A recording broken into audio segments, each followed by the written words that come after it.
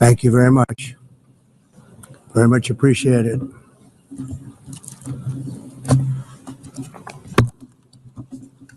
And I don't mind making this speech without a teleprompter, because the teleprompter is not working. I feel very happy to be up here with you nevertheless, and that way you speak more from the heart. I can only say that whoever's operating this teleprompter is in big trouble. Hello, Madam First Lady. Thank you very much for being here. And Madam President, Mr. Secretary General, First Lady of the United States, distinguished delegates, ambassadors, and world leaders. 6 years have passed since I last stood in this grand hall and addressed a world that was prosperous and at peace in my first term. Since that day, the guns of war have shattered the peace I forged on 2 continents. An era of calm and stability gave way to one of the great crises of our time. And here in the United States, 4 years of weakness, lawlessness, and radicalism under the last administration delivered our nation into a repeated set of disasters. 1 year ago, our country was in deep trouble, but today, just 8 months into my administration, we are the hottest country anywhere in the world, and there is no other country even close. America is blessed with the strongest economy, the strongest borders, the strongest military, the strongest friendships, and the strongest spirit of any nation on the face of the earth. This is indeed the golden age of America. We are rapidly reversing the economic calamity we inherited from the previous administration, including ruinous price increases and record-setting inflation like we've never had before. Under my leadership, energy costs are down, gasoline prices are down, grocery prices are down, mortgage rates are down, and inflation has been defeated. The only thing that's up is the stock market, which just hit a record high. In fact, it hit a record high 48 times in the last short period of time. Growth is surging, manufacturing is booming. The stock market, as I said, is doing better than it's ever done. And all of you in this room benefit by that, almost everybody. And importantly, workers' wages are rising at the fastest pace in more than 60 years. And that's what it's all about, isn't it? In 4 years of President Biden, we had less than $1 trillion of new investment into the United States. In just 8 months since I took office, we have secured commitments and money already paid for $17 trillion. Think of it, 4 years, less than $1 trillion, 8 months, much more than $17 trillion is being invested in the United States, and it's now pouring in from all parts of the world. We've implemented the largest tax cuts in American history and the largest regulation cuts in American history, making this once and again the best country on earth to do business. And many of the people in this room are investing in America, and it's turned out to be an awfully good investment during this 8-month period. In my first term, I built the greatest economy in the history of the world. We had the best economy ever, history of the world. And I'm doing the same thing again, but this time it's actually much bigger and even better. The numbers far surpass my record-setting first term. On our southern border, we have successfully repelled a colossal invasion. And for the last 4 months, and that's 4 months in a row, the number of illegal aliens admitted and entering our country has been 0. Hard to believe, because if you look back just a year ago, it was millions and millions of people pouring in from all over the world, from prisons, from mental institutions, drug dealers, All over the world they came. They just poured into our country with the ridiculous open border policy of the Biden administration. Our message is very simple. If you come illegally into the United States, you're going to jail, or you're going back to where you came from, or perhaps even further than that. You know what that means. I want to thank the country of El Salvador for the successful and professional job they've done in receiving and jailing so many criminals that entered our country. And it was under the previous administration that the number became record-setting, and they're all being taken out. You have no choice. And other countries have no choice, because other countries are in the exact same situation with immigration. It's destroying your country, and you have to do something about it. On the world stage, America is respected again like it has never been respected before. You think about 2 years ago, 3 years ago, 4 years ago, or 1 year ago, we were a laughingstock all over the world. At the NATO summit in June, virtually all NATO members formally committed to increase defense spending at my request from 2% to 5% of GDP, making our alliance far stronger and more powerful than it was ever before. In May, I traveled to the Middle East to visit my friends and rebuild our partnerships in the Gulf, and those valued relationships with Saudi Arabia, Qatar, and the UAE and other countries are now, I believe, closer than ever before. My administration has negotiated one historic trade deal after another, including with the United Kingdom, the European Union, Japan, South Korea, Vietnam, Indonesia, the Philippines, Malaysia, and many, many others. Likewise, in a period of just 7 months, I have ended 7 unendable wars. They said they were unendable. You're never going to get them solved. Some were going for 31 years, 2 of them, 31, think of it, 31 years. One was 36 years. One was 28 years. I ended 7 wars. And in all cases, they were raging with countless thousands of people being killed.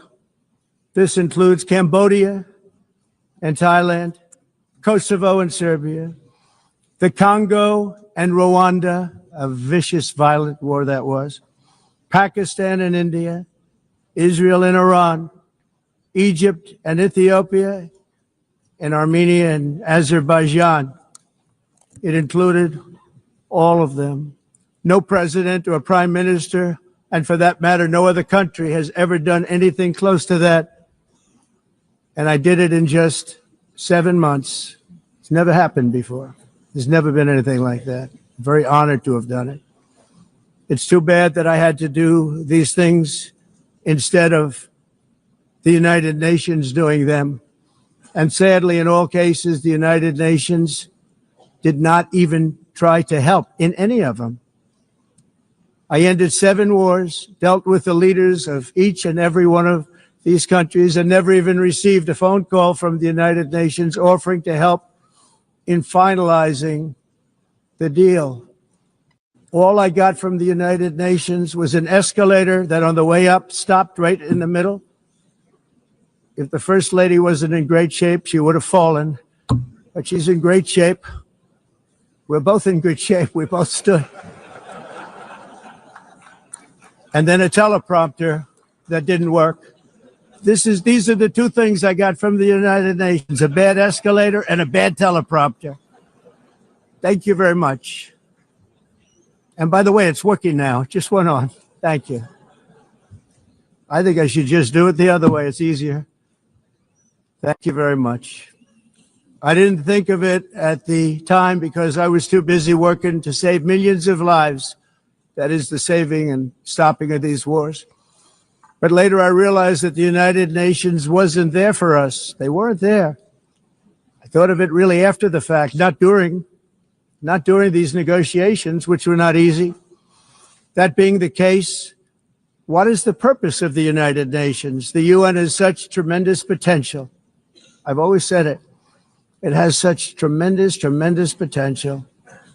but it's not even coming close to living up to that potential.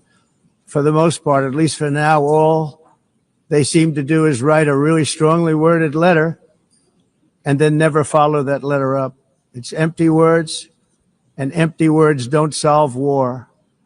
The only thing that solves war and wars is action. Now, after ending all of these wars and also earlier negotiating the Abraham Accords, which is a very big thing for which our country received no credit, never receives credit. Everyone says that I should get the Nobel Peace Prize for each one of these achievements. But for me, the real prize will be the sons and daughters who live to grow up with the mothers and fathers, because millions of people are no longer being killed in endless and unglorious wars.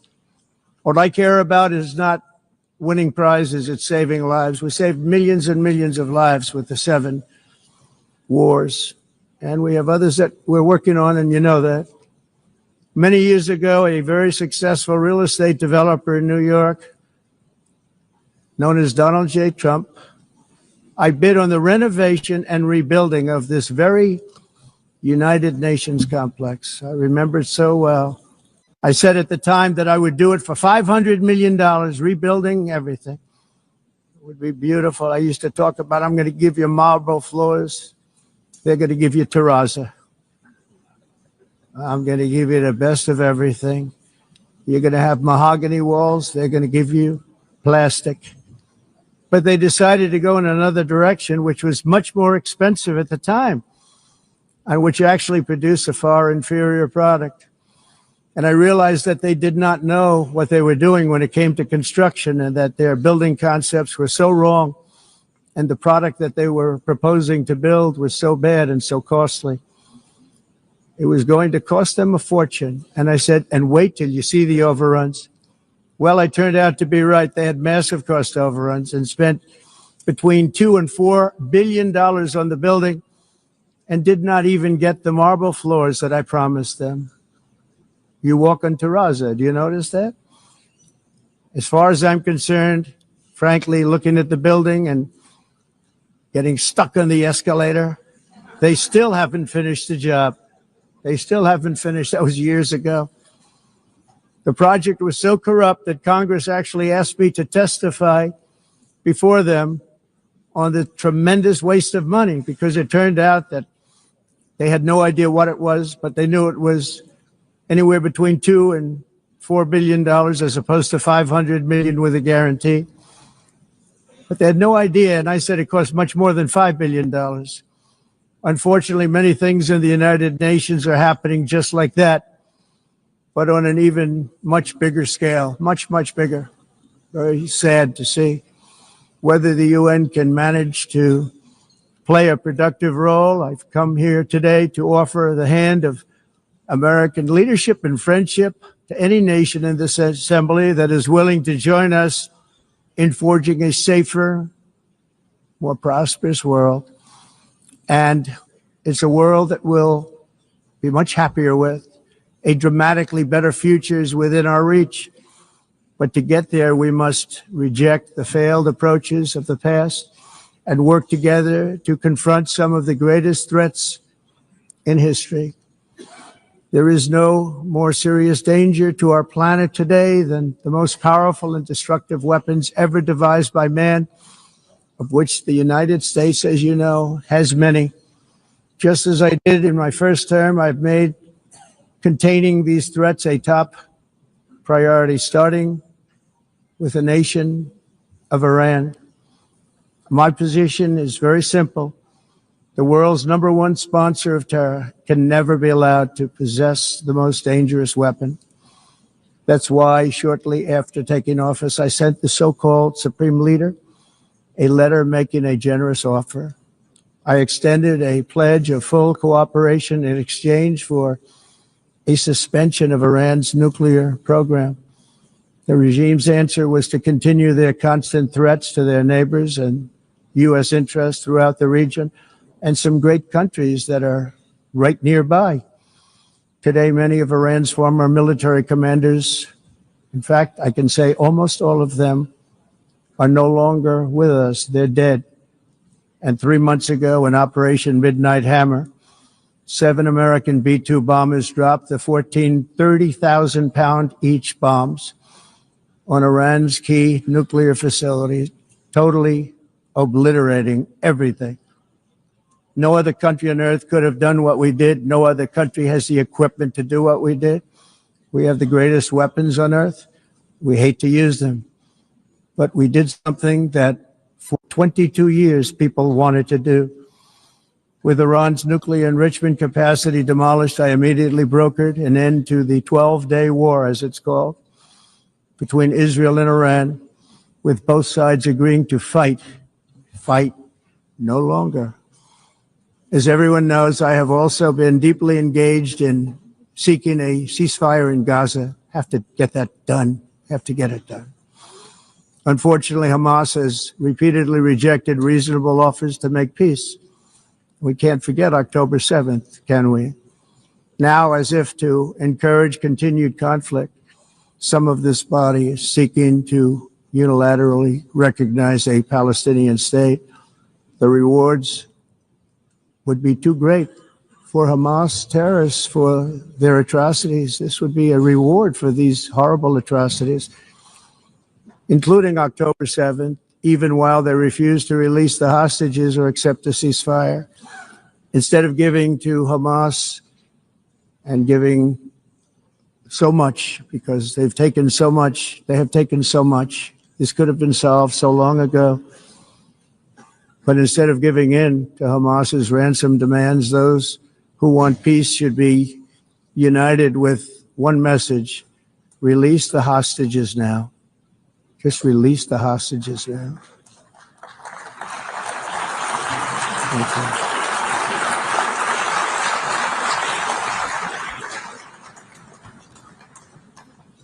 Thank you. As we have got to come together, and we will come together, going to get it done. We have to stop the war in Gaza immediately. We have to stop it. We have to get it done. We have to negotiate, immediately have to negotiate peace. We got to get the hostages back. We want all 20 back. We don't want 2 and 4. As you know, I got, along with Steve Witkoff and others that helped us, Marco Rubio, we got most of them back. We were involved in all of them. But I always said the last 20 are going to be the hardest, and that's exactly what happened. We have to get them back now. We don't want to get back 2, and then another 2, and then 1, and then 3. Have this process. No, we want them all back, and we want the actually 38 dead bodies back too. Those parents came to me, and they want them back, and they want them back very quickly and very badly, as though they were alive. They want them. They want them every bit as much as if their son or daughter were alive. I've also been working relentlessly, stopping the killing in Ukraine. I thought that would be, of the 7 wars that I stopped, I thought that would be the easiest because of my relationship with President Putin, which had always been a good one. I thought that was going to be the easiest one. But you know, in war, you never know what's going to happen. There are always lots of surprises, both good and bad. Everyone thought Russia would win this war in 3 days. But it didn't work out that way. It was supposed to be just a quick little skirmish. It's not making Russia look good. It's making them look bad. No matter what happens from here on out, this was something that should have taken a matter of days, certainly less than a week. And they've been fighting for 3.5 years and killing anywhere from 5,000 to 7,000 young soldiers, mostly soldiers, on both sides, every single week, from 5,000 to 7,000 dead young people, and some in cities, much smaller numbers, where rockets are shot, where drones are dropped. This war would never have started if I were president. This was a war that should have never happened. It shows you what leadership is, what bad leadership can do to a country. Look what happened to the United States, and look where we are right now in just a short period of time. The only question now is how many more lives will be needlessly lost on both sides. China and India are the primary funders of the ongoing war by continuing to purchase Russian oil. but inexcusably, even NATO countries have not cut off much Russian energy and Russian energy products, which, as you know, I found out about 2 weeks ago, and I wasn't happy. Think of it. They're funding the war against themselves. Who the hell ever heard of that one? In the event that Russia is not ready to make a deal to end the war, then the United States is fully prepared to impose a very strong round of powerful tariffs, which would stop the bloodshed, I believe, very quickly. But for those tariffs to be effective, European nations, all of you are gathered here right now, would have to join us in adopting the exact same measures. I mean, you're much closer to this. We have an ocean in between. You're right there. And Europe has to step it up. They can't be doing what they're doing. They're buying oil and gas from Russia while they're fighting Russia. It's embarrassing to them. And it was very embarrassing to them when I found out about it, I can tell you that. They have to immediately cease all energy purchases from Russia. Otherwise, we're all wasting a lot of time. So I'm ready to discuss this. We're going to discuss it today with the European nations, all gathered here. I'm sure they're thrilled to hear me speak about it, but that's the way it is. I like to speak my mind and speak the truth. As we seek to reduce the threat of dangerous weapons today, I'm also calling on every nation to join us in ending the development of biological weapons once and for all. And biological is terrible, and nuclear is even beyond, and we include nuclear in that. We want to have a cessation of the development of nuclear weapons. We know, and I get to view it all the time. Sir, would you like to see? And I look at weapons that are so powerful that we just can't ever use them. If we ever use them, the world literally might come to an end. There would be no United Nations to be talking about. There would be no nothing. Just a few years ago, reckless experiments overseas gave us a devastating global pandemic. Yet despite that worldwide catastrophe, many countries are continuing extremely risky research into bioweapons and man-made pathogens. This is unbelievably dangerous. To prevent potential disasters, I'm announcing today that my administration will lead an international effort to enforce biological weapons convention, which is going to be meeting with the top leaders of the world by pioneering an AI verification system that everyone can trust. Hopefully the UN can play a constructive role, and it will also be one of the early projects under AI. Let's see how good it is, because a lot of people are saying it could be one of the great things ever, but it also can be dangerous, but it can be put to tremendous use and tremendous good, and this would be an example of that. Not only is the UN not solving the problems it should too often, it's actually creating new problems for us to solve. The best example is the number one political issue of our time, the crisis of uncontrolled migration. It's uncontrolled. Your countries are being ruined. The United Nations is funding an assault on Western countries and their borders.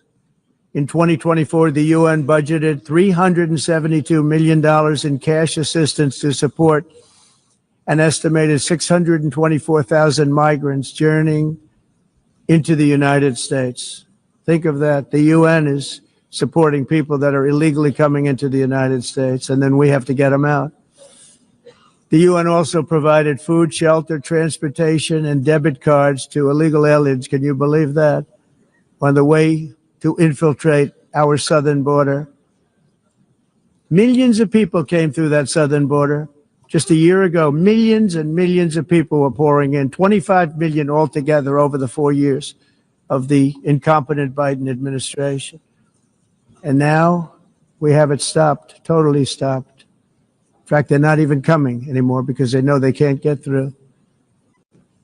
But what took place is totally unacceptable. The UN is supposed to stop invasions, not create them and not finance them. In the United States, we reject the idea that mass numbers of people from foreign lands can be permitted to travel halfway around the world, trample our borders, violate our sovereignty, cause unmitigated crime, and deplete our social safety net. We have reasserted that America belongs to the American people, and I encourage all countries to take their own stand in defense of their citizens as well. You have to do that because I see it. I'm not mentioning names. I see it, and I can call every single one of them out. You're destroying your countries. They're being destroyed. Europe is in serious trouble. They've been invaded by a force of illegal aliens like nobody's ever seen before. Illegal aliens are pouring into Europe. Nobody is ever, and nobody's doing anything to change it, to get them out. It's not sustainable. And because they choose to be politically correct, they're doing just absolutely nothing about it.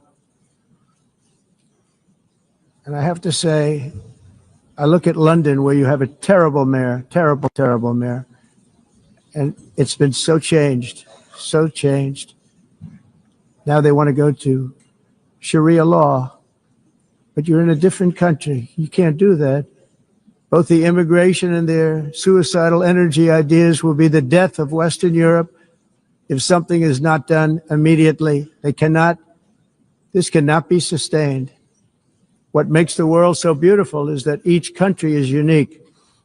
But to stay this way, every sovereign nation must have the right to control their own borders. You have the right to control your borders, as we do now, and to limit the sheer numbers of migrants entering their countries and paid for by the people of that nation that were there and that built that particular nation at the time. They put their blood, sweat, tears, money into that country, and now they're being ruined. Proud nations must be allowed to protect their communities and prevent their societies from being overwhelmed by people they have never seen before, with different customs, religions, with different everything. Where migrants have violated laws, lodged false asylum claims, or claimed refugee status for illegitimate reasons, they should, in many cases, be immediately sent home. And while we will always have a big heart for places and people that are struggling and truly compassionate, answers will be given. We have to solve the problem, and we have to solve it in their countries, not create new problems in our countries. And we are very helpful to a lot of countries that are just not able to send their people anymore. They used to send them to us in caravans of 25, 30,000 people each. These massive caravans of people pouring into our country, totally unchecked and unvetted. But not anymore. According to the Council of Europe in 2024, almost 50% of inmates in German prisons were foreign nationals or migrants. In Austria, the number was 53% of the people in prisons were from places that weren't from where they are now. In Greece, the number was 54%. And in Switzerland, beautiful Switzerland, 72% of the people in prisons are from outside of Switzerland. When your prisons are filled with so-called asylum seekers who repaid kindness, and that's what they did, they repaid kindness with crime. It's time to end the failed experiment of open borders. You have to end it now. Let's see, I can tell you, I'm really good at this stuff. Your countries are going to hell. In America, we've taken bold action to swiftly shut down uncontrolled migration. Once we started detaining and deporting everyone who crossed the border and removing illegal aliens from the United States, they simply stopped coming. They're not coming anymore. We're getting a lot of credit, but they're not coming anymore. This was a humanitarian act for all involved, because on the trips up, thousands of people a week were dying. Women were being raped. Nobody's ever seen anything like it. Raped, horribly beaten, raped. On the trip up, the journey up, it was a long walk. It was a long, arduous journey, indeed. And it was also a historic victory against human trafficking throughout the region. What we did was a victory, and we saved so many lives of people that wouldn't make the journey. That journey was loaded up with death. Loaded up with death. Dead bodies all along the roads of jungles to get up. They go through jungles, they go through areas so hot you couldn't breathe. They were dying of suffocation. Areas so hot that you couldn't breathe. Dead bodies all over. By them not coming, we're saving tremendous numbers of lives. My people have done a fantastic job in doing what they did, and the American public agrees with it. I mean, I was very proud to see this morning I have the highest poll numbers I've ever had. Part of it is because of what we've done on the border. I guess the other part is what we've done on the economy.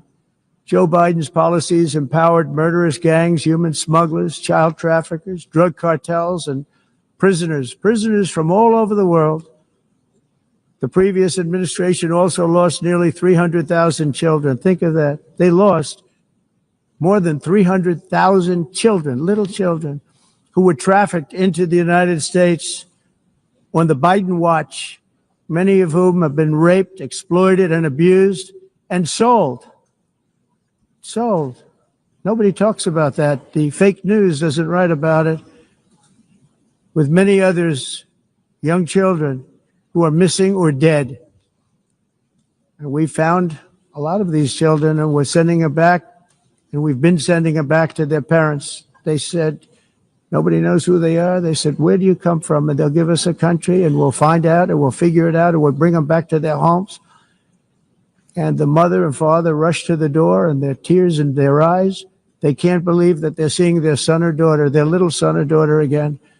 We've done almost 30,000 of them so far. Any system that results in the mass trafficking of children is inherently evil. Yet that is exactly what the globalist migration agenda has done, and it's what it's all about. In America, those days, as you know, are over. The Trump administration is working, and we are continuing to work to track down the villains that are causing this problem, and also, as I said, to get back the 30,000 we've already returned. Now I think we're going to have another. We're going to find a lot. You're not going to find all of them. 300, more than 300,000. They're lost or they're dead. They're lost or they're dead because of the animals that did this. To protect our citizens, I've also designated multiple savage drug cartels as far as and you see this, and you see it happening right before your eyes. Let's put it this way. People don't like taking big loads of drugs in boats anymore. There aren't too many boats that are traveling on the seas by Venezuela. They tend not to want to travel very quickly anymore. And we've virtually stopped drugs coming into our country by sea. We call them the water drugs. They kill hundreds of thousands of people. I've also designated multiple savage drug cartels as far as foreign terrorist organizations, along with two bloodthirsty transnational gangs, probably the worst gangs anywhere in the world, MS-13 and Tren de Aragua. Tren de Aragua is from Venezuela, by the way. Such organizations torture, maim, mutilate, and murder with impunity.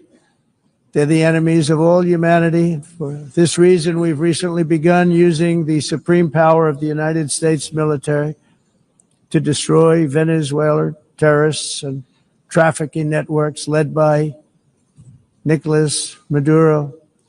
To every terrorist thug smuggling poisonous drugs into the United States of America, please be warned that we will blow you out of existence. That's what we're doing. We have no choice. Can't let it happen. They're destroying. I believe we lost 300,000 people last year to drugs, 300,000. Fentanyl and other drugs. Each boat that we sink carries drugs that would kill more than 25,000 Americans. We will not let that happen.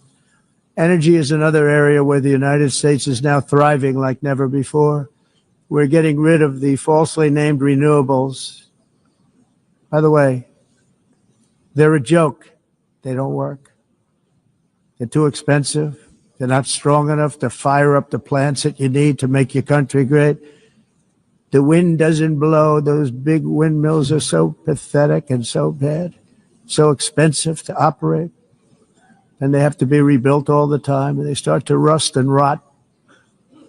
Most expensive energy ever conceived, and It's actually energy. You're supposed to make money with energy, not lose money. You lose money, the governments have to subsidize. You can't put them out without massive subsidies. And most of them are built in China, and I give China a lot of credit. They build them, but they have very few wind farms. So why is it that they build them and they send them all over the world, but they barely use them? You know what they use? Coal. They use gas. They use almost anything, but they don't like wind. But they sure as hell like selling the windmills.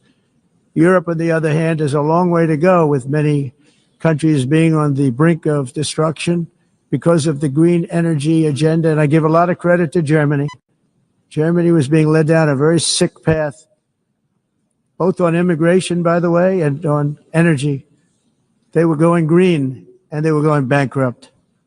And the new leadership came in and they went back to where they were with fossil fuel and with nuclear, which is good. It's now safe and you can do it properly. But they went back to where they were and they opened up a lot of different plants, energy producing plants, and they're doing well. I give Germany a lot of credit for that.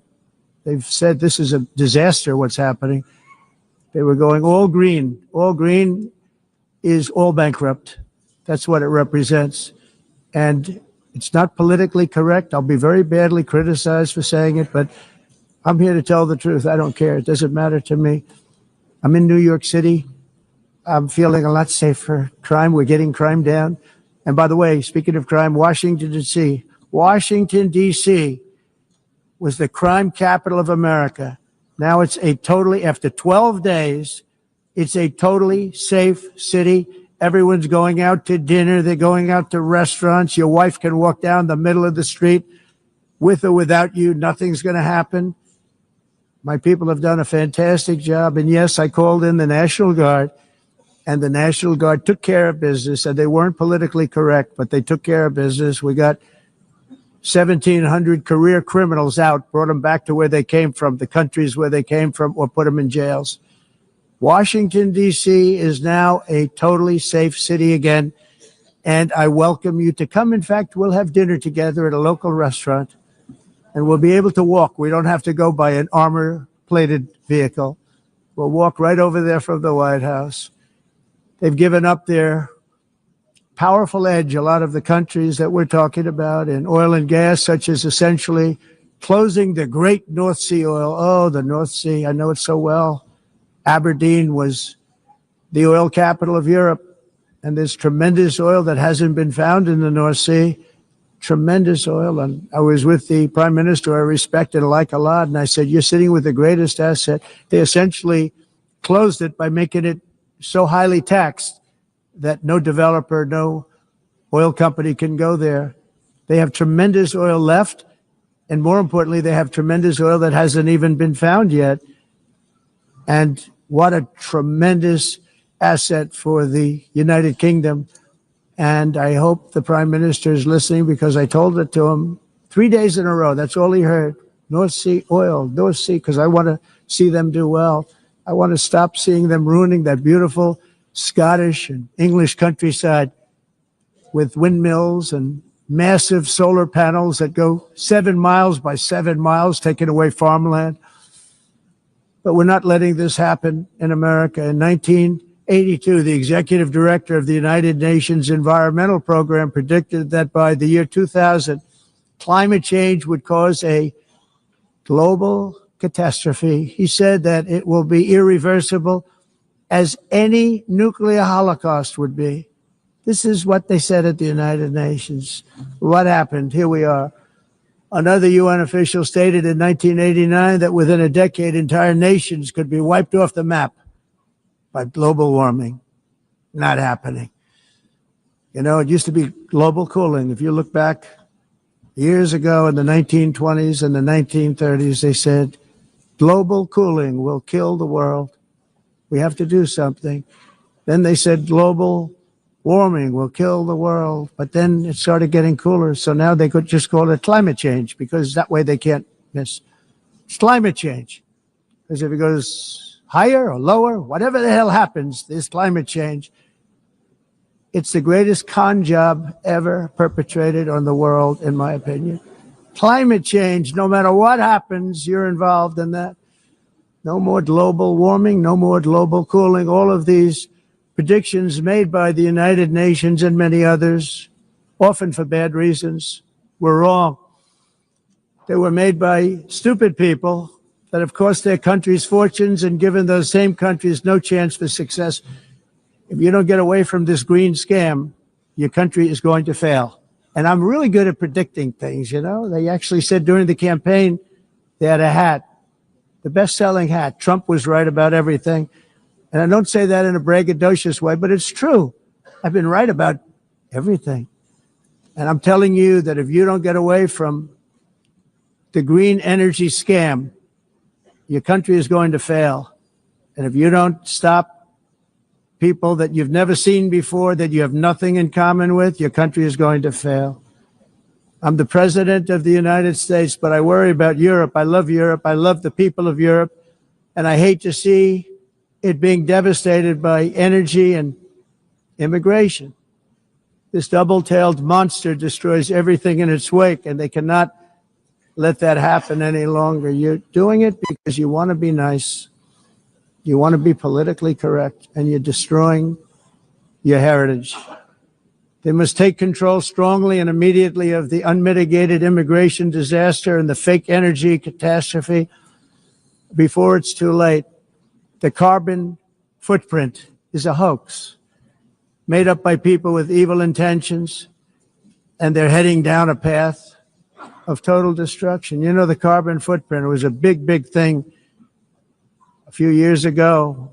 I remember hearing about the carbon footprint, and then President Obama would get into Air Force One, a massive Boeing 747, and not a new one, an old one with old engines that spew everything into the atmosphere.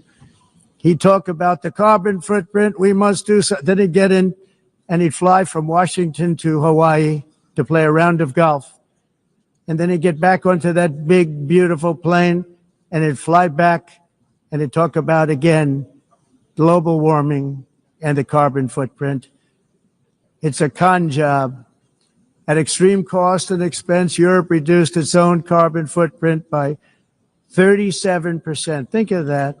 Congratulations, Europe. Great job. You cost yourself a lot of jobs, a lot of factories closed, but you reduced the carbon footprint by 37%. However, for all of that sacrifice and much more, it's been totally wiped out and then some by a global increase of 54%. Much of it coming from China and other countries that are thriving around China, which now produces more CO2 than all the other developed nations in the world. So all of these countries are working so hard on the carbon footprint, which is nonsense, by the way. It's nonsense. You know, it's interesting. In the United States, we have still radicalized environmentalists, and they want the factories to stop. Everything should stop. No more cows. We don't want cows anymore. I guess they want to kill all the cows. They want to do things that are just unbelievable, and you have it too. But, you know, we have a border, strong, and we have a shape, and that shape doesn't just go straight up. That shape is amorphous when it comes to the atmosphere.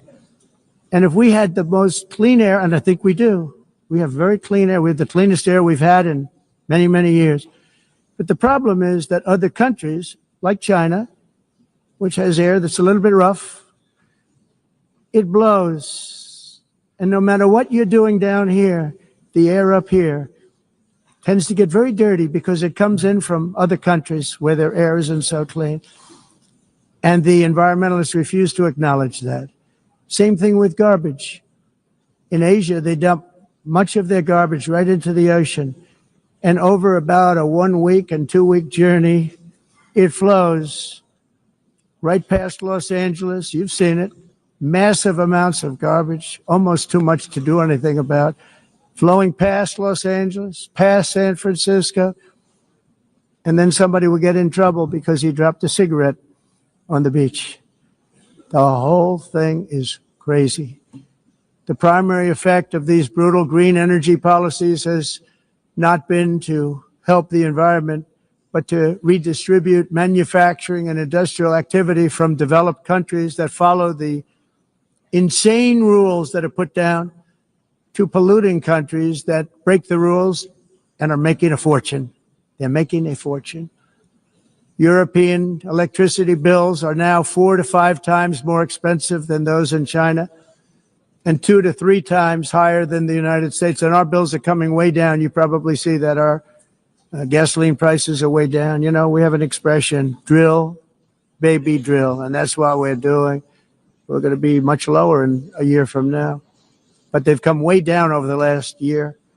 As a result, every air conditioner is like very uncommon to see one in some of these countries because the electric cost is so high. So while the U.S. has approximately 1,300 heat-related deaths annually, that's a lot, Europe loses more than 175,000 people to heat deaths each year because the cost is so expensive you can't turn on an air conditioner. What is that all about? That's not Europe. That's not the Europe that I love and know. All in the name of pretending to stop the global warming hoax. The entire globalist concept of asking successful industrialized nations to inflict pain on themselves and radically disrupt their entire societies must be rejected completely and totally, and it must be immediate. That's why in America I withdrew from the fake Paris Climate Accord, where, by the way, America was paying so much more than every country. Others weren't paying. China didn't have to pay until 2030. Russia was given an old standard that was easy to meet, a 1990 standard. But for the United States, we're supposed to pay like $1 trillion. And I said, this is another scam. The fact is, the United States has been taken advantage of by the world for many, many years, but not any longer, as you probably noticed. I unleashed massive energy production and signed historic executive orders to hunt for oil, but we don't have to do much hunting because we have the most oil of any nation anywhere, oil and gas in the world. And if you add coal, we have the most of any nation in the world. Clean, I call it clean, beautiful coal. You can do things today with coal that you couldn't have done 10 years ago, 15 years. So I have a little standing order in the White House. Never use the word coal, only use the words clean, beautiful coal. Sounds much better, doesn't it? But we stand ready to provide any country with abundant, affordable energy supplies if you need them, when most of you do. We're proudly exporting energy all over the world. We're now the largest exporter. In the United States, we want trade and robust commerce with all nations, everybody. We want to help nations. We're going to help nations. But it must also be fair and reciprocal. The challenge with trade is much the same with climate. The countries that followed the rules, all their factories have been plundered. It's really sad to watch. They've been broken. They've been broken by countries that broke the rules. That's why the United States is now applying tariffs to other countries, and much as these tariffs were for many years applied to us, uncontrollably applied to us. We've used tariffs as a defense mechanism under the Trump administration, including my first term, where hundreds of billions of dollars in tariffs were taken in. And by the way, we had the lowest inflation, and now we have very low inflation. The only thing different is that we have hundreds of billions of dollars flowing into our country. But this is how we will ensure that the system works for everyone and is sustainable into the future. We're also using tariffs to defend our sovereignty and security throughout the world, including against nations that have taken advantage of former U.S. administrations for decades, including the most corrupt, incompetent administration in history, the sleepy Joe Biden administration. Brazil now faces major tariffs in response to its unprecedented efforts to interfere in the rights and freedoms of our American citizens and others, with censorship, repression, weaponization, judicial corruption, and targeting of political critics in the United States. I have a little problem saying this because I must tell you, I was walking in and the leader of Brazil was walking out. We saw him, and I saw him, he saw me, and we embraced. And then I'm saying, can you believe I'm going to be saying this in just 2 minutes? We actually agreed that we would meet next week. We didn't have much time to talk, like about 20 seconds. They were in retrospect, I'm glad I waited because this thing didn't work out too well. But we did talk. We had a good talk, and we agreed to meet next week, if that's of interest. But he seemed like a very nice man, actually. He liked me, I liked him. But if you, and I only do business with people I like. When I don't like them, I don't like them. But we had, at least for about 39 seconds, we had excellent chemistry. It's a good sign. But also in the past, Brazil, can you believe this, unfairly tariffed our nation, but now because of our tariffs, we are hitting them back, and we're hitting them back very hard. As president, I will always defend our national sovereignty and the rights of American citizens. So I'm very sorry to say this, that Brazil is doing poorly and will continue to do poorly. They can only do well when they're working with us. Without us, they will fail, just as others have failed. It's true. Next year, the United States will celebrate the 250th anniversary of our glorious independence, a testament to enduring power and American freedom and spirit. We will also be proudly hosting the 2026 FIFA World Cup, and shortly thereafter, the 2028 Olympics, which is going to be very exciting. I hope you all come. I hope that countless people from all over the globe will take part of these will be great celebrations of liberty and human achievement, and that together we all can rejoice in the miracles of history that began in July 4th, 1776, when we founded the light to all nations. And it's something really that an amazing thing came out of that date. It's called the United States of America. In honor of this momentous anniversary, I hope that all countries who find inspiration in our example will join us in renewing our commitment, values, and those values really that we hold so dear. Together, let us defend free speech and free expression. Let us protect religious liberty, including for the most persecuted religion on the planet today. It's called Christianity. And let us safeguard our sovereignty and cherish qualities that have made each of our nations so special, incredible, and extraordinary. In closing, I just want to repeat that immigration and the high cost of so-called green renewable energy is destroying a large part of the free world and a large part of our planet. Countries that cherish freedom are fading fast because of their policies on these two subjects. You need strong borders and traditional energy sources if you are going to be great again. Whether you have come from north or south, east or west, near or far, every leader in this beautiful hall today represents a rich culture, a noble history, and a proud heritage that makes each nation majestic and unique, unlike anything else in human history or any other place on the face of the earth. From London to Lima, from Rome to Athens, from Paris to Seoul, from Cairo to Tokyo and Amsterdam to right here in New York City, we stand on the shoulders of the leaders and legends, generals and giants, heroes and titans who won and built our beloved nations, all of our nations, with their own courage, strength, spirit, and skill. Our ancestors climbed mountains, conquered oceans, crossed deserts, and trekked over wide open plains. They charged into thunderous battles, plunged into grave dangers, and they were soldiers and farmers and workers and warriors and explorers and patriots. They built towns into cities, tribes into kingdoms, ideas into industries, and small islands into mighty empires. You're a part of all of that. They were champions for their people who never gave up and who never, ever gave in. Their values defined our national identities. Their visions forged our magnificent destiny. Everybody in this room is a part of it in your own way. Each of us inherits the deeds and the myths the triumphs, the legacies of our own heroes and founders who so bravely showed us the way. Our ancestors gave everything for homelands that they defended with pride, with sweat, with blood, with life, and with death.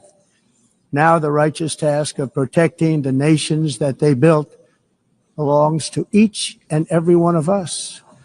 So together, let us uphold our sacred duty to our people and to our citizens. Let us protect their borders, ensure their safety, preserve their cultures, treasure, and traditions, and fight for their precious dreams and their cherished freedoms.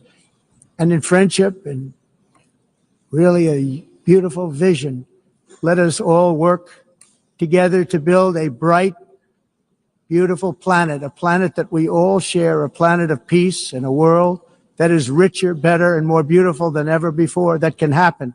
It will happen. It will happen, and I hope it can happen and start right now, right at this moment. We'll turn it around. We're going to make our countries better, safer, more beautiful. We're going to take care of our people. Thank you very much. It's been an honor. God bless the nations of the world. Thank you very much. Bye.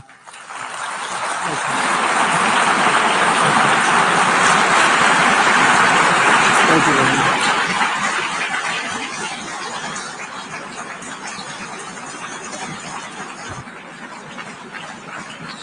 On behalf of the Assembly, I wish to thank the President of the United States.